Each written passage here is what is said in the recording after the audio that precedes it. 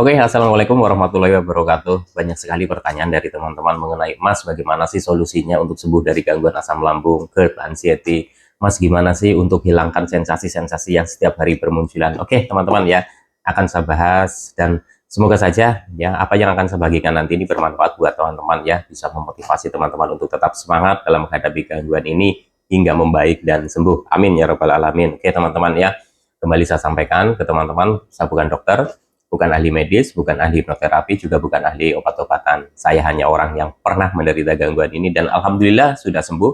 Kalau saya bisa sembuh, saya yakin teman-teman juga bisa sembuh. Jadi teman-teman tetap semangat ya.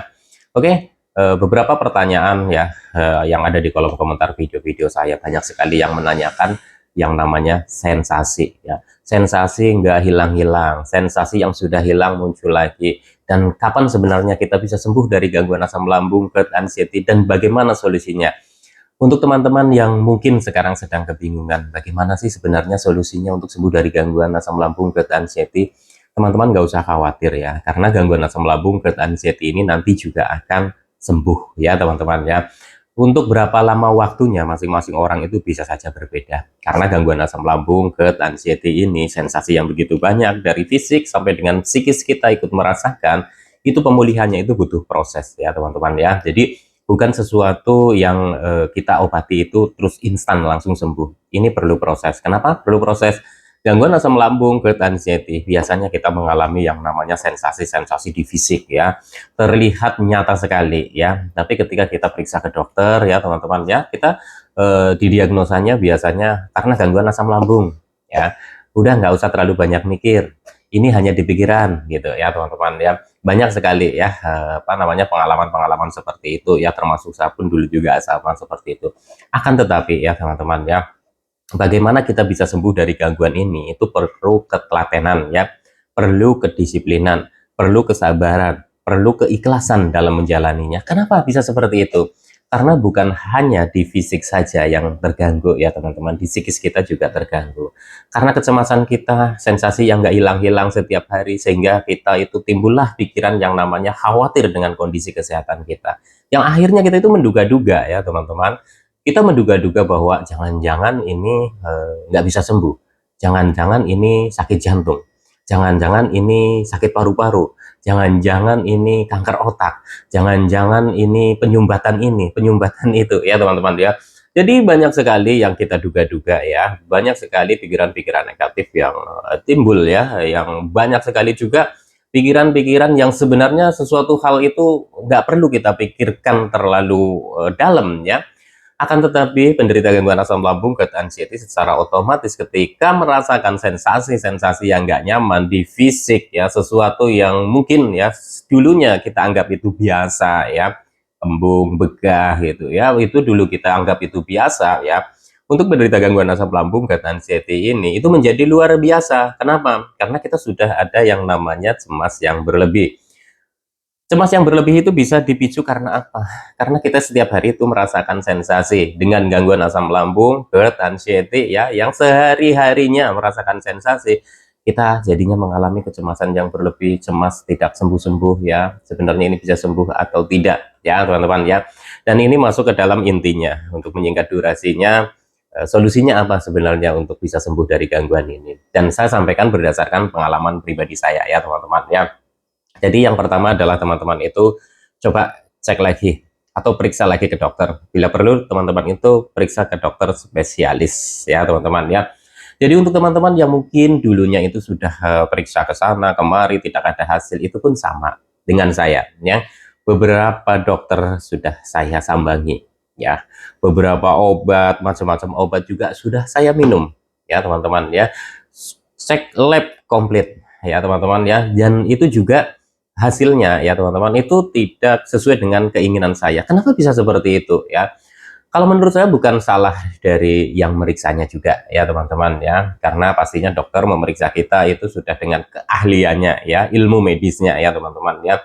Ketika kita dinyatakan bahwa kita itu mengalami gangguan asam lambung ya, kita itu kan berpikirnya itu simpel ya teman-teman. Oh ya, asam lambung. Teman saya juga mengalami asam lambung, sebentar itu sembuh. Nah ini ya teman-teman ya. Jadi kita itu kadang terjebak di situ ya. kita itu harus tahu jenis gangguan asam lambung kita itu seperti apa. Apakah kita baru mah saja ya teman-teman ya, yang artinya ketika kita lagi merasakan sakit di lambung ya, kita minum obat 1 atau 2 tablet kita sudah reda ya. Tapi ada kategori gangguan asam lambung yang memang setiap harinya itu kita itu merasakan sensasi ya. Kita merasakan yang namanya kembung, begah ya, pusing, keliengan, dan itu terjadi setiap hari. Mata buram ya, telinga berdenging, terus kita itu kalau sudah kembung, begah, jadi nafas itu susah. Belum lagi kita itu kadang terkena serangan panik ya, kecemas yang berlebih, keringat dingin ya teman-teman ya. Dan disinilah ya teman-teman ya, kita itu seperti kayak kurang mempercayai ya, kurang mempercayai dengan apa yang sedang kita usahakan. Contoh misalkan kita itu berobat ke dokter ya, kita itu kan berharapnya itu ketika berobat ke dokter ya, itu 3 atau 4 hari itu sembuh, itu sudah pasti ya, teman-teman itu mengharapkannya seperti itu, sama seperti saya dulu. Ternyata ya teman-teman ya, ternyata kita itu misalkan kita periksa ke dokter ya, kita sudah diperiksa sedemikian rupa ya, sudah diperiksa darah, lab ya, terus mungkin ada yang EKG juga ya, terus mungkin ada cek pernapasan dan lain-lain ya teman-teman, tapi tidak didiagnosa ada sakit lain teman-teman, tapi masih mengalami banyaknya sensasi yang bermunculan ya. Itu bisa karena kita itu sudah masuk ke dalam yang namanya kita itu mengalami kecemasan yang berlebih, gangguan cemas, atau orang bilang anxiety ya teman-teman ya. Tapi untuk memastikan itu teman-teman juga harus periksa ke dokter ya. Dan kalau teman-teman itu sudah periksa ke dokter ya, usahakan ya teman-teman ya, teman-teman itu konsultasikan ya, apa yang teman-teman itu mau tanyakan, ditanyakan ya teman-teman ya. Karena apa? Daripada nanti pada saat menjalani itu ya, menjalani masa pengobatan, teman-teman itu masih bertanya-tanya juga. Oh, ini kok masih begini ya? Saya minum obat kok masih begitu ya? Kok saya minum obat kok nggak sembuh-sembuh? Jangan-jangan ini, jangan-jangan itu. Nah, rasa yang seperti itulah yang menyebabkan kita itu cemasnya itu semakin bertambah ya teman-teman. Yang kita itu menduga-duga terus gitu ya. Ketika dokter sudah menyampaikan ke kita bahwa kita itu hanya mengalami gangguan asam lambung, karena gangguan asam lambung itu bisa dipicu dari berbagai macam faktor ya teman-teman ya. Karena kita sedang banyak beban pikiran, mungkin kita juga ada trauma masa lalu, atau pola hidup kita yang berantakan, pola makan kita yang berantakan, itu berbagai macam faktor. Nah, ketika kita sudah mengalami gangguan asam lambung itu ya, kita itu mengalami yang namanya setiap hari itu tubuh kita itu nggak nyaman. Tubuh nggak nyaman itulah yang bikin pikiran kita itu jadi ngaco ya teman-teman ya. Jadi akhirnya muter-muter terus ya, yang nggak ada ujungnya. Jadi mulai sekarang untuk teman-teman yang belum periksa ke dokter, itu periksa ke dokter, konsultasikan. Bila perlu teman-teman itu periksa, cek komplit ya teman-teman, supaya apa? Supaya teman-teman itu nanti dalam proses menghadapinya itu tidak selalu khawatir ya, tidak selalu bertanya-tanya. Dan ketika dokter sudah menyampaikan bahwa diagnosanya teman-teman, oh ini tidak ada gangguan lain, teman-teman itu mengalami asam lambung, gangguan asam lambung ya teman-teman ya. Ya itu memang pemulihannya itu butuh proses ya, butuh ketelatenan ya, butuh keikhlasan, kesabaran kita. Karena apa? Satu, ketika kita sudah cemas, mental kita itu sudah down ya teman-teman ya, mental kita itu sudah turun. Jadi sedikit rasa yang kita rasakan ya, contoh misalkan kembung, begah, sebenarnya dulu kita itu merasakan seperti itu pada saat waktu kita normal ya, tapi karena kita itu belum mengalami yang namanya cemas yang berlebih ya, kita anggap ya biasa saja, biasa sajanya, nanti juga reda ya, karena rileks ya, karena kita itu tidak terlalu membebani ya, dengan memikirkan itu, akhirnya ya sendawa dengan sendirinya, buang angin dengan sendirinya. Tapi ketika kita mengalami gangguan ini yang kita itu masih cemas ya, kita masih khawatir, ketika kembung ya, ketika begah gitu ya, kita aduh ini kok kembung terus ya, kok ini begah terus ya, oh kok buat napas itu susah ya, aduh kok napasnya kayak mau berhenti ya. Nah, inilah yang secara tidak langsung ya, tanpa kita sadari itu menambah meningkatnya kecemasan kita ya, yang akhirnya mental kita itu semakin turun ya teman-teman ya. Jadi mulai sekarang teman-teman sudah periksa ke dokter, sudah dicek komplit, sudah diperiksa komplit, tidak didiagnosa ada sakit lain ya, teman-teman usahakan percaya diri ya, bahwa nanti teman-teman juga akan sembuh. Selain periksa ke dokter, apa yang dulu saya lakukan? Jadi saya periksa ke dokter, saya ikutin arahannya ya teman-teman ya, terus saya konsumsi obatnya ya. Ada beberapa yang mungkin ya, aduh nanti terlalu banyak minum obat nanti ada efek sampingnya. Saya yakin ya, dokter meresepkan obat itu sudah sesuai dengan hasil pemeriksaan, tidak sembarangan ya teman-teman ya. Jadi ketika teman-teman itu mau berobat, tapi teman-teman itu takut minum obatnya, ya mau gimana ya teman-teman ya, logikanya seperti itu. Karena teman-teman mungkin sudah apa namanya tertanam di pikiran teman-teman ya bahwa oh ini nanti obat ini bisa efek sampingnya seperti ini obat ini efek sampingnya seperti itu. Tapi ketika teman-teman itu mencoba dengan tidak meminum obat dengan secara alami, teman-teman juga masih kewalahan juga. Nah, teman-teman mau berusaha yang seperti apa? Ya, jadi saya pun dulu juga seperti itu ya teman-teman ya, seperti itu. Yang pada akhirnya saya itu mentelatenkan ya.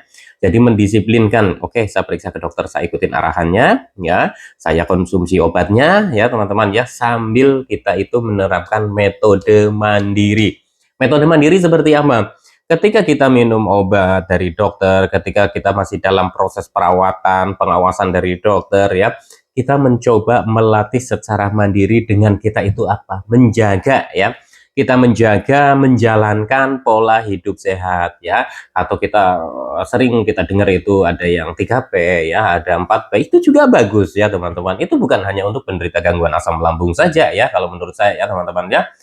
Itu juga bagus juga untuk orang-orang yang normal tanpa apa dalam kondisi sakit pun itu bagus ya, apalagi dalam kondisi kita itu sakit, wajib kita itu namanya itu menjaga pola hidup sehat kita. Contoh seperti apa ya, pola makan ya teman-teman ya, kita latih secara mandiri bahwa oh ya lambung saya masih sensitif ya, jadi makanan saya itu harus dijaga. Walaupun teman-teman itu mungkin ya berpikiran bahwa enggak saya itu enggak apa-apa, lambung saya itu enggak apa-apa, makan ini makan itu saya itu enggak apa-apa. Oke teman-teman, enggak apa-apa bisa berpendapat seperti itu ya.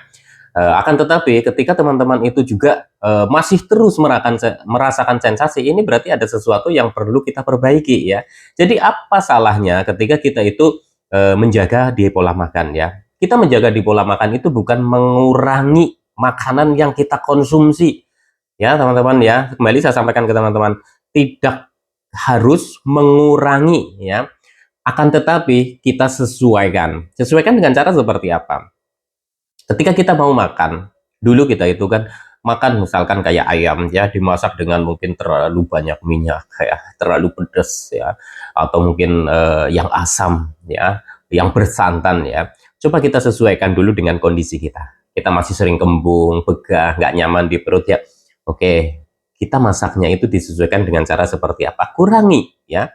Kurangi yang terlalu pedas, terlalu kecut, banyak minyak, terlalu banyak santan, itu dikurangi dulu kalau teman-teman itu belum bisa menghindari itu. Tapi bukan berarti menghilangkan untuk makan-makan yang contoh misalkan kayak ayam, ikan, telur, tahu, tempe ya. Bukan berarti harus menghilangkan itu, bukan ya. Kalau menurut saya itu seperti itu. Karena yang saya jalani dulu juga seperti itu ya teman-teman ya. Jadi telur tetap makan, ayam tetap makan ya, terus ikan juga tetap makan, tahu, tempe saya juga tetap makan ya. Proses masaknya saja yang disesuaikan ya, satu persatu, perlahan ya teman-teman ya, kita jaga di pola makan. Usahakan jangan telat makan. Ya, bagaimana kita tahu kita bahwa apa namanya kita sudah telat makan atau tidak?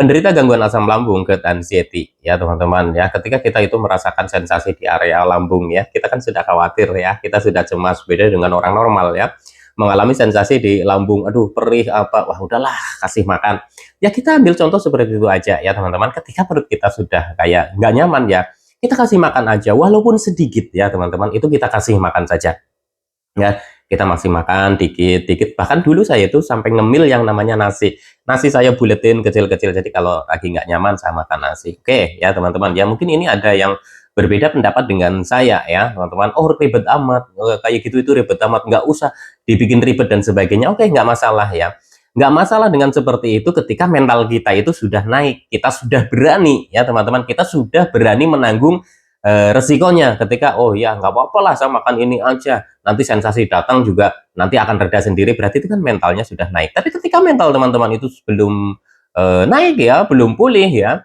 teman-teman merasakan sedikit sensasi aja teman-teman itu langsung panik kan, langsung khawatir, ini kenapa kok masih seperti ini, kok masih seperti itu.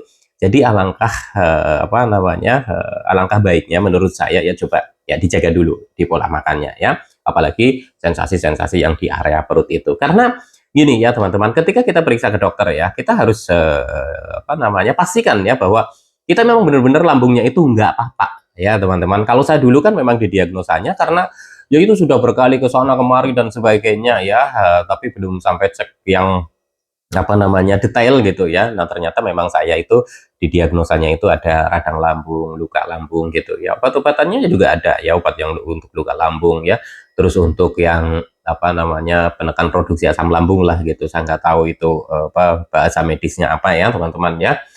Itu saya juga konsumsi ya, dan diimbangi dengan metode secara mandiri itu ya. Setelah kita menjaga pola makannya ya, kita itu menjaga ya yang namanya pola hidup kita. Pola hidup yang seperti apa sih Mas gitu ya. Jadi kita simpel saja, kita ambil dasarnya saja ya teman-teman ya. Jadi kita ambil dasarnya. Contoh seperti apa ya?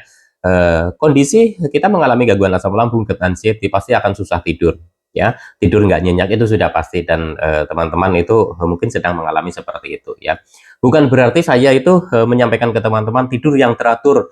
Mas gimana mau tidur teratur? Saya tidur aja itu nggak bisa. Kadang baru 1 jam aja sudah kebangun. Ya, saya paham tentang itu ya. Saya paham sekali karena saya dulu juga merasakan seperti itu. Saya selalu dinasihatinya tidurnya yang cukup, tidurnya yang cukup. Tapi kan namanya penderita gangguan ini susah untuk tidur yang cukup ya. Tapi kita itu bisa melatih ya teman-teman. Melatih dengan cara seperti apa? Coba kita itu relaksasi dengan merilis beban-beban pikiran kita di siang hari. Coba kita itu rilis beban pikiran kita ya teman-teman ya. Kita coba menjauh dulu dari tempat-tempat yang mungkin ya di sekitaran kita itu terlalu toksik ya, terlalu kalau bisa dibilang itu terlalu bahasa sekarang itu terlalu ikut campur lah ya teman-teman ya. Jadi kadang kan kita itu suka dibilang kamu lebih banget sih kayak gitu aja, ayo bawa gerak, ayo bawa jalan gitu kan, tapi tidak semudah itu ya.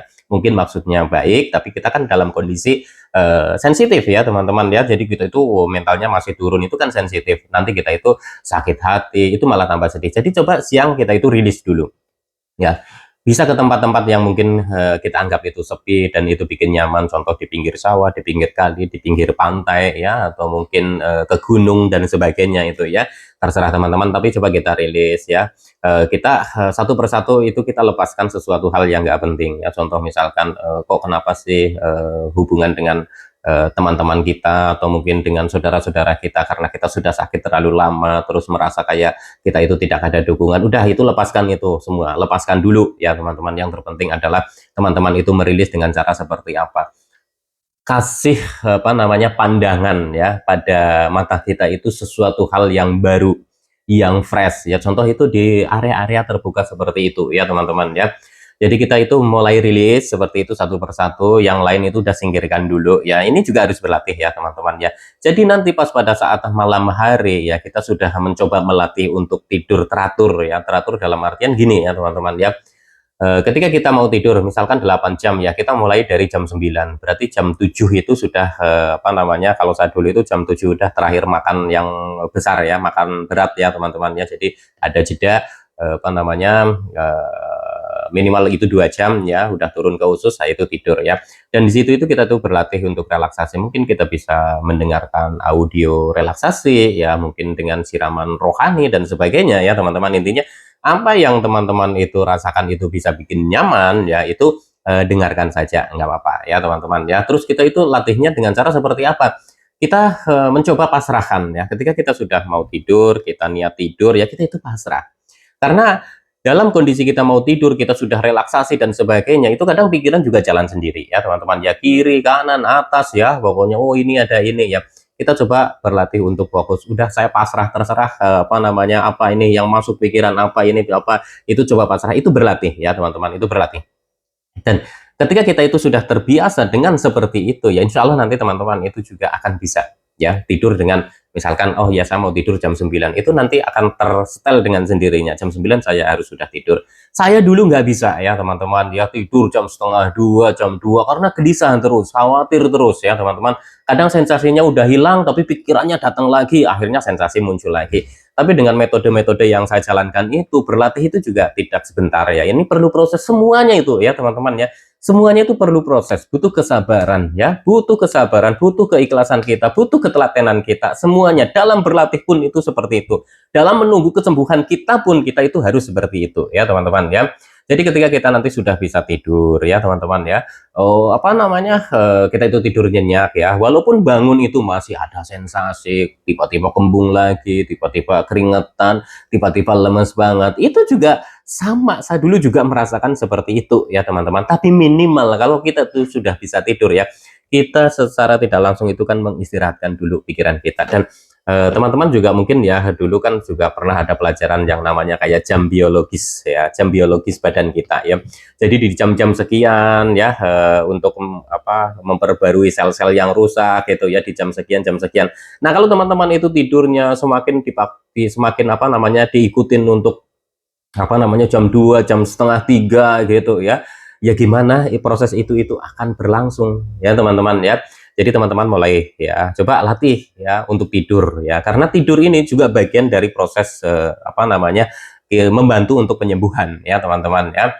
Nah kita itu jangan begadang ya, sesekali mungkin ya, mungkin ada saudara berkunjung atau apa ya, sesekali nggak apa-apa. Tapi saya dulu pun ya teman-teman ya, pas pada saat saya sudah mulai belajar seperti itu ya, sudah mulai bisa ya teman-teman untuk tidur teratur ya, ada saudara datang, ada saudara teman, saya minta izin, saya mau tidur dulu ya. Kalau dilakukan oleh orang normal mungkin itu nggak enak gitu ya, tapi saya dulu itu karena saya itu konsen ya teman-teman, saya itu konsen konsen menjalankan metode mandirinya ya teman-teman ya. Itu saya coba, ya udah saya mau tidur ya, udah jamnya tidur saya tidur gitu ya teman-teman ya.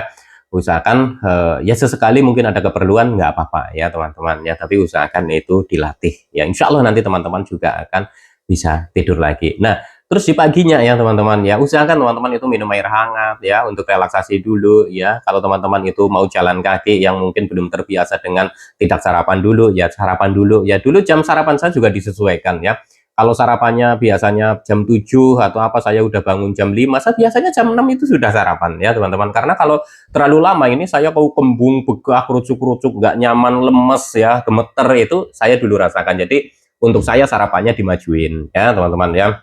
Nah teman-teman usahakan itu untuk jalan kaki ya, walaupun hanya mungkin 10 meter ya, atau 15 meter atau 20 meter, usahakan ya di pagi itu jalan kaki ya. Apa namanya, matahari itu baru mau muncul, itu enak ya teman-teman ya, itu usahakan karena bisa merefresh ya teman-teman ya. Awalnya itu pasti akan tidak nyaman, awalnya pasti akan tidak nyaman, 1 2 3 hari terasa tidak nyaman, nafas kayak mau putus, sempoyongan, keliengan ya, kayak mau pingsan ya teman-teman ya. Itu awalnya akan seperti itu ya. Tapi kalau kita ya teman-teman hanya berdiam diri di rumah terus, yang kita itu merasa nyaman ya, itu nanti kapan ya kita mau sembuhnya. Jadi harus dilatih ya. Olahraganya seperti itu, jalan kaki saja ya teman-teman ya, sebisa kita ya. Dengan keterbatasan kita aktivitas itu, kita nggak usah terlalu ngoyo ya, capek istirahat, dilatihnya secara bertahap seperti itu ya teman-teman ya.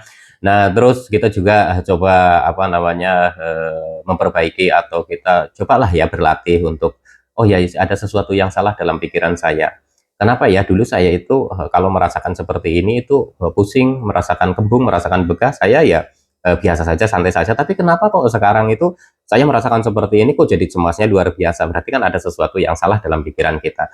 Kita itu apa namanya, menilai ya apa yang sedang kita rasakan gitu, itu sesuatu hal yang berbahaya. Nah ini kan berarti perlu di kondisikan lagi ya teman-teman ya. Saya dulu juga nggak bisa ya teman-teman, jujur saja dulu nggak bisa. Orang mungkin gampang, coba latih pikiran teman-teman untuk apa namanya, berlatih berpikir positif. Saya dulu nggak bisa ya.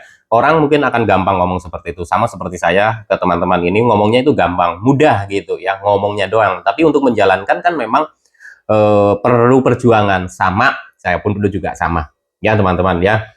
Saya dulu pertama kali diingatkan sama orang tua saya ya teman-teman. Jadi diingatkan oleh orang tua saja, sudah kamu lepas semua apa yang jadi beban pikiran kamu. Masalah pekerjaan, masalah ini, masalah itu, kamu lepas semua. Kamu urusin diri kamu sendiri dulu. Masalah anak, masalah istri, nanti mau makan gimana, itu urusan saya. Kamu fokus pada diri kamu. Saya masih ingat itu ya teman-teman ya. Jadi mencoba untuk melepaskan dulu semua ya teman-teman ya. Ini kan berbagai macam kondisi ya, mungkin kondisi teman-teman itu kan berbeda ya, saya pahami itu ya. Jadi bukan berarti harus sama persis dengan saya. Intinya dalam kondisi seperti ini kita itu harus fokus pada diri kita sendiri dulu, karena tanpa menyembuhkan diri kita ya, kita juga nggak akan bisa membantu yang lainnya nanti ya teman-teman ya. Jadi kita itu fokus ke penyembuhan kita dulu ya. Kita mencoba berpikir positif dengan apa yang sedang kita alami ya teman-teman. Itu susah ya, susah untuk diterima, itu sangat susah sekali, akan tetapi itu bisa ya teman-teman. Contoh misalkan seperti apa ya, ketika kita mengalami sensasi-sensasi seperti ini ya, kita itu kan sudah bawaannya itu serba takut, inilah ya, jangan-jangan sakit inilah, jangan-jangan sakit itulah, pokoknya semua serba takut ya. Coba kita itu coba berpikir positif dengan cara seperti apa. Ketika kita mau melakukan sesuatu, ketika kita sedang menghadapi sesuatu, kita sedang merencanakan sesuatu, kita lihat dari sudut pandang positifnya dulu ya teman-teman ya. Jadi bukan dari sudut pandang negatifnya. Maksudnya gimana? Maksudnya begini ya teman-teman. Jadi apa yang sedang kita jalani? Oh, kok saya tidak nyaman? Oh ya, sementara ini saya tidak nyaman. Nanti juga pasti bakalan bisa nyaman. Oh ya, sementara saya masih sempoyongan, keliengan, banyak sensasi yang bermunculan. Ini proses dalam menjalani kesembuhan. Jadi selalu kita itu melatih pikiran kita untuk kembali berpikir positif ya. Jangan pikiran negatif yang menguasai pikiran kita. Ya. Ketika kita itu akan berlatih keluar rumah, ketika kita mau berlatih bepergian ya, kita mungkin sudah berpikir dampak negatifnya ya. Wah, nanti kalau di sana pingsan gimana? Nanti kalau di sana ambruk gimana? Nanti kalau di sana panik attack gimana? Mendingan saya di rumah aja, nggak kemana-mana. Nah, itu pikiran-pikiran seperti itu ya, kita harus latih. Dengan cara seperti apa? Oh ya, dengan bepergian mungkin saya akan melihat sesuatu yang baru, pemandangan baru. Oh, kalaupun nanti di sana itu saya kambuh, nanti juga pasti akan ada yang nolongin kok. Nggak mungkin saya dibiarkan saja. Gitu ya, jadi bangun afirmasi yang positif ya, tanamkan ke pikiran bawah sadar kita ya. Nanti lama-kelamaan itu pikiran-pikiran positif itu apa namanya akan lebih banyak dibandingkan pikiran negatif ya teman-teman ya. Jadi seperti itulah cara-cara saya dalam menjalani proses penyembuhan ya. Jadi teman-teman yang menanyakan solusinya ya teman-teman ya, solusinya ya harus berobat ke dokter, periksa ke dokter dulu. Nah, masalah kita menjalankan pola hidup sehat, 3P, melatih secara mandiri, itu dibarengi ya teman-teman ya. Sampai kapan kita harus apa namanya periksa ke dokter, minum obat dokter dan sebagainya, sampai teman-teman itu merasakan, menemukan rasa percaya diri teman-teman. Ya, karena apa? Banyak orang yang mengatakan nanti asam lambung juga bisa sembuh kok, yang penting kita telaten, kelola pikiran, nggak usah konsumsi obat dan sebagainya. Mungkin ada yang bercerita seperti itu, ya mungkin masih kuat ya, mentalnya juga masih kuat ya. Tapi kalau saya dulu itu mental benar-benar down. Jadi saya merasa dulu itu tersugesti kalau nggak minum obat lambung ini nanti gimana nanti gitu. Tapi ketika saya sudah melatih ya, melatih saya tetap konsumsi obat dari dokter, periksa rutin sambil melatih, mental kita semakin naik ya. Bahkan ketika saya putus obat pun itu saya itu masih ada, itu obatnya itu masih ada, dan saya apa namanya sudah apa namanya kendel gitu, apa sih bahasanya, sudah berani lah, udahlah mulai besok saya nggak minum obat, saya yakin bisa gitu ya. Salati 1 hari oh bisa, 2 hari oh bisa, 3 hari oh bisa ya, terus 4 hari sampai dengan 1 minggu oh kok kerasa nggak nyaman, saya cuma tinggal minum itu apa namanya antasida gitu ya, promah gitu, oh ya agak reda lagi gitu ya teman-teman. Sampai dengan ya saya benar-benar putus obat yang dari dokter, sudah tidak kontrol lagi, sudah periksa lagi. Bukan berarti itu udah langsung sembuh total, bukan juga ya teman-teman ya, akan tetapi periksa ke dokter dan konsumsi obat dari dokter itu juga membantu. Itu menurut saya ya teman-teman ya. Kalau kita sakit mau kemana lagi kalau nggak ke dokter ya teman-teman ya. Nah, dalam proses itu ya, itu juga bukan waktu yang sebentar ya, itu waktunya lama, dan teman-teman ini kan kadang sudah merasa kayak khawatir ya, saya sudah 5 bulan, saya sudah 6 bulan, saya dulu juga lama ya, kurang lebih 2 tahun, sampai dengan benar-benar itu bisa sedikit demi sedikit itu memahami ya tentang gangguan asam lambung, GERD dan COPD. Oh iya, kalau kembung saya harus gimana? Oh, kenapa ini sensasi masih muncul terus? Jadi untuk teman-teman ya yang selalu menanyakan, Mas solusinya apa? Teman-teman periksa ke dokter ya. Diagnosa pertama, pemeriksaan dan sebagainya itu juga sangat membantu sekali ketika kita sedang menjalani sensasi-sensasi itu. Kita tidak terlalu khawatir dan tidak terlalu cemas karena sudah disampaikan oleh ahli medisnya dengan keilmuannya ya teman-teman. Saya bukan anti dokter, juga bukan anti obat medis ya teman-teman ya, karena saya dulu juga memakai metode periksa ke dokter, obat ke dokter, walaupun saya juga sambung dengan metode mandiri ya teman-teman ya. Masalah herbal apakah saya konsumsi? Ya, herbal saya konsumsi ya. Cukup herbal di sekitaran rumah saya aja, mungkin ada yang cocok ya, kunyit, madu, mungkin ada yang cocok pati angkrik, itu saya ya teman-teman, pati angkrik atau tepung irut ya, madu gitu ya. Mungkin ada yang cocok dengan herbal yang lain, itu juga bisa saja. Yang terpenting adalah ketika kita sudah membiasakan diri, kita sudah bisa berlatih aktivitas ya, kita sudah tidak bergantung kepada obat ya, itu juga masih dalam proses penyesuaian, proses menstabilkan. Dan kita itu juga harus bersemangat, kita harus punya motivasi ke diri kita ya. Jadi kalau sudah tidak ada yang memotivasi lagi ya, kita motivasi kepada diri kita, dan kita harus tunjukkan bahwa saya bisa sembuh. Saya selalu ketika ditanya ya, saya masih ingat sekali, saya waktu ditanya itu, aduh kamu kok begini ya, kamu kok kapan sih ya, kok dulu kamu begini. Tenang saja, saya pasti bisa sembuh. Saya selalu seperti itu, menguatkan diri saya ya, walaupun kadang ya awal-awal itu merasa sedih, aduh ya memang saya begini kok, tapi saya ada rasa optimis ya, bahwa saya itu bisa sembuh. Jadi untuk teman-teman juga, saya yakin bisa sembuh. Semangat ya, salam sehat dan rohani. Wassalamualaikum warahmatullahi wabarakatuh.